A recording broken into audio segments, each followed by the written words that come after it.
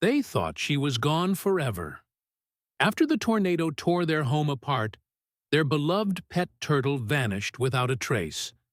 But what happened next shocked everyone. The skies over Rolling Fork, Mississippi, had looked strange all morning. Dark clouds pressed low over the town like a heavy lid, and the air felt thick, too quiet, too still. Inside the Emanuel family's small, single-story home, tension buzzed just beneath the surface. Weather alerts had been coming in all day, and now the local station was flashing red warnings. Tornado watch. Severe storm activity expected. Take shelter immediately. Emily Emanuel stood at the kitchen window, her arms crossed tightly across her chest. She was 17, the eldest of 3 siblings, and she knew this wasn't just another southern storm. This was different. Behind her, her younger brothers, Logan and Eli, were nervously packing their school bags with snacks and water bottles, just in case.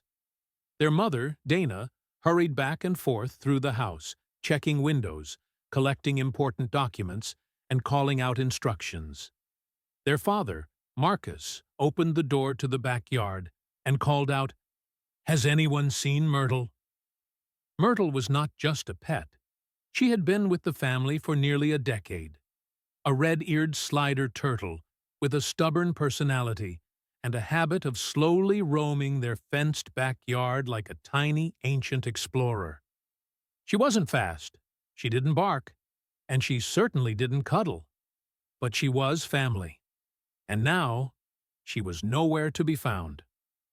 "I just fed her an hour ago," said Emily, rushing to the back porch.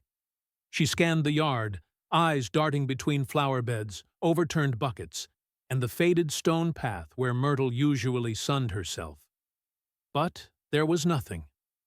No shell, no movement. Not even a ripple in the puddle forming near the garden hose. "She's hiding," said Dana, forcing calm into her voice. "She always disappears when it rains." Marcus hesitated, his hand still on the doorframe, glancing at the dark horizon. "We don't have time," he said finally. And with a heavy heart, they shut the door and headed to the storm shelter. The sound of the tornado was unlike anything Emily had ever heard. It wasn't just wind. It was a roaring scream, a freight train tearing through the world, dragging trees, metal, and homes into the sky. From inside the underground shelter, they could feel the vibrations in their bones. The lights flickered, the air felt heavy and dry. And above them, their house, their life, was being torn apart. When it was over, the silence was almost worse. They emerged into a world that no longer looked like their own. The roof was gone. Walls had collapsed. Furniture, clothes, school books, all scattered across the yard like confetti. The street was unrecognizable. Downed power lines twisted like snakes across cracked pavement. Neighbors stood in stunned silence, some crying, others just staring at the destruction. Emily stepped over what used to be their living room wall and tried to orient herself. The turtle pen in the backyard was gone. So was the fence. So was everything. "Myrtle," she whispered. For hours they sifted through debris, hoping to find something, anything. But there was no sign of her. No shell in the yard, no trail in the mud. Just silence. That night, the Emanuels slept on cots at the high school gym, along with dozens of other displaced families. Logan cried softly into his sleeping bag. Eli clutched a photo of Myrtle they'd taken last summer, her sitting awkwardly on a picnic table, half covered in watermelon juice. "I should have found her," he said. "You couldn't," Emily replied. "No one could have." But inside, she felt the same guilt. They had escaped the tornado alive, and for that, they were grateful. But it still felt like they had lost a family member, and no one knew how to say goodbye to a turtle.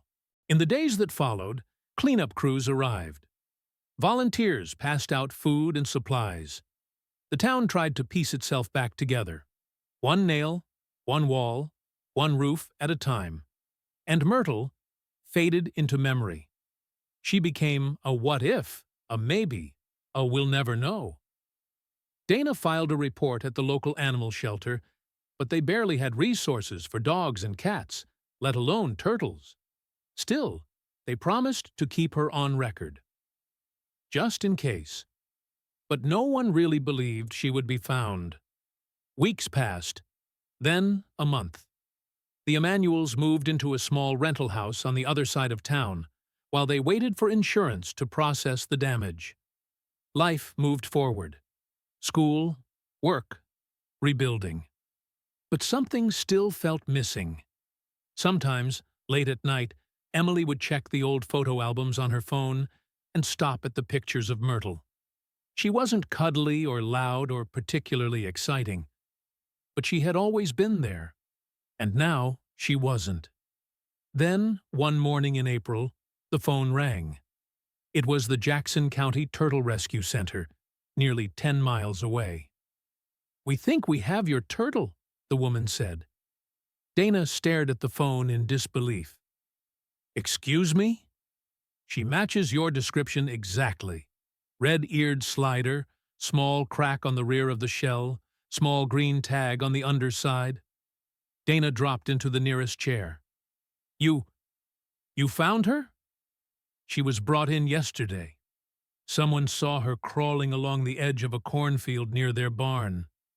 We scanned her chip, and it led to you." Dana couldn't speak. Emily grabbed the phone from her and stammered, "Is she okay?"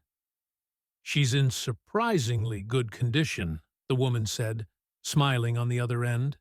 "A little dehydrated, a little hungry, but strong. Honestly, she's a survivor." The family piled into the car that afternoon, barely able to contain their excitement. They had expected nothing. They had mourned her. And now, they were on their way to bring her home. The drive to the Jackson County Turtle Rescue Center felt longer than it actually was. The family spoke little, each of them gripped by a mixture of disbelief and hope. The tornado had taken so much: neighbors' homes, cherished keepsakes, peace of mind. That Myrtle could have survived seemed unreal. They pulled into a small gravel lot flanked by trees and a simple white building with a green sign. Jackson County Turtle Rescue. It was quiet, peaceful. Emily was the first one out of the car, practically running to the entrance. Inside, the air smelled faintly of straw and pond water. Tanks and enclosures lined the walls, filled with turtles of every kind. Box turtles, sliders, tortoises, all rescued, all recovering. A cheerful woman in a denim shirt greeted them. "You must be the Emanuel family." Dana nodded quickly. "Yes, we got your call." "Come on back," the woman said, motioning them through a door. "She's waiting for you." They followed her into a sunlit room with large floor tanks and shallow pools. And there, on a rock near the center of one tank, sat Myrtle. She was unmistakable. Her red-striped head was just slightly cocked to one side. The small crack on her shell was still visible. She blinked slowly, as if unsure whether she was dreaming. "Myrtle," Emily whispered, dropping to her knees. The turtle didn't move at first, but then, slowly, she turned, dipped into the water, and paddled straight to the edge of the glass. Emily touched her fingertips to the tank. "Oh my God," Dana said, covering her mouth. "It's really her." Logan was already crying. Marcus crouched beside them. "She looks like she hasn't aged a day." "She's tough," the rescue worker smiled. "Found wandering alone near a barn 10 miles north. We think she might have been carried by the floodwaters after the tornado and somehow survived out in the wild." "She always was stubborn," Marcus chuckled, blinking fast. "Would you like to take her home today?" Dana wiped her eyes. More than anything. The ride back was filled with laughter, questions, and a strange new energy that hadn't been in the car for weeks. Emily held the carrier on her lap, staring down at the turtle nestled in soft towels. At one point, Myrtle looked up and blinked. Emily grinned. "Yeah, I missed you too." They didn't go back to the old house. It was still being rebuilt. But in their small rental, they made a new corner just for Myrtle. A glass tank, lined with smooth stones, fresh greens, and a little ramp up to a basking lamp. Eli placed her inside gently. "Welcome home." Myrtle immediately began exploring. They sat around the tank for hours, watching in amazement as she moved like she never left. "You know," Marcus said later that night, "this house isn't ours. Our old things are gone. But somehow, it finally feels like home again." Dana nodded. "It's not the walls. It's who's in them." The story didn't stay quiet for long. A local news station picked it up the next day. Tornado survivor Turtle reunited with family after a month in the wild. Then came the journalists and the photo shoots. Myrtle became a local celebrity, but Emily never let it go to her head. "She doesn't care about cameras," she told one reporter. "She just wanted to come home." Weeks later, when the family moved back into their rebuilt house, they brought Myrtle's new tank with them. It sat in a sunny corner of the living room, right by the window where she could watch the wind move the trees. Sometimes, when it stormed outside, Emily would sit near the tank and watch her. Myrtle didn't seem afraid. She didn't hide. She just stared out the window, quiet and steady. Like a survivor, like a hero. By the time summer arrived in Mississippi, Myrtle was more than just a pet. She was a symbol. A story that neighbors told on porches and pastors mentioned in sermons. A reminder that miracles don't always arrive in grand gestures. Sometimes they crawl slowly home, one step at a time. For the Emanuel family, life began to settle into a new kind of normal. The rebuilt house stood on the same plot of land, but everything felt different, stronger, calmer, as if the storm had shaken away what didn't matter and left behind what truly did. Myrtle's tank sat proudly in the corner of the living room, bathed in warm sunlight every morning. Her rock perch was now decorated with painted stones that the kids had made. Tiny turtles, hearts, and stars. Eli had even drawn a cartoon version of Myrtle wearing a cape. Beneath it, he wrote, "Storm Survivor. Real Hero." Emily sometimes caught herself watching the tank for minutes at a time. There was something about the way Myrtle moved, slow, thoughtful, deliberate, that made her feel grounded. It was as if the turtle knew things no one else did. As if surviving the storm had given her a deeper understanding of life. Myrtle didn't rush. She didn't hide. She just kept going. Emily had started journaling again, not about school or friends or even the house, but about Myrtle, about storms, survival, and how something so small could carry so much hope on its back. One morning, a letter arrived. It was from a third-grade teacher in Kansas who had seen Myrtle's story online. She wrote that her class had been learning about natural disasters, and when they read about Myrtle, the children were amazed. They couldn't believe a turtle could find her way back after such a terrible storm, the teacher wrote. One of my students said, "If she can survive that, I can survive anything." Dana read the letter aloud at breakfast. Logan beamed. Marcus smiled. "Looks like Myrtle's teaching lessons now." "She's got more fans than all of us combined," Emily laughed. Not long after, a reporter from a national wildlife magazine visited their home. She spent hours photographing Myrtle and interviewing the family, but the heart of the story, she said, was in the little things. The crack on the back of the shell. The towel-lined carrier they kept as a reminder of the day she came home. The way the children still sat around her tank during storms, feeling safe again.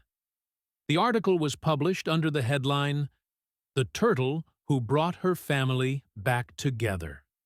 And that's exactly what Myrtle had done. One night in July, thunder rolled through the sky.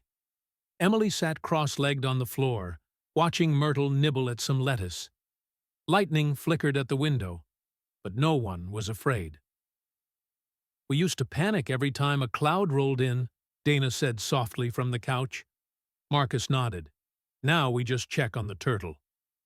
"Because if she's calm," Eli chimed in, "we know we'll be fine." They laughed, but it was true. Myrtle had become their barometer. If she kept moving, they kept moving. If she stayed steady, they stayed strong. In the fall, the family planted a tree in the backyard, a small oak with wide, growing roots. Beneath it, they placed a stone plaque. It read, "In honor of Myrtle, who came home when we thought all was lost." Neighbors came to see it. Kids from school left notes by the base of the tree. And once, someone left a handwritten card that simply said, "Thank you for showing us how to be brave." As the months passed, the story of Myrtle slowly slipped out of headlines. The reporters stopped calling. The news cycle moved on. But the Emanuels didn't forget. They couldn't, because every day, in the quiet moments between homework and dinner, between storms and sunny afternoons, Myrtle was there, reminding them of what they'd been through and what they had come through, together. Years later, Emily would tell the story again, at school, at work, to friends who'd never lived through a tornado. She'd tell it not as a dramatic tale, but as a quiet truth. About a storm, about loss, about a turtle who didn't give up. And every time she reached the part where the rescue center called, her voice would tremble, just a little, with the memory of what it felt like to hope again. Myrtle lived a long, peaceful life. She was there for birthdays, graduations, and the day Eli finally learned to ride a bike. And when the world felt uncertain again, as it always does, the Emanuels looked to her and remembered. Sometimes, the smallest among us carry the biggest stories, and sometimes, coming home is the greatest miracle of all.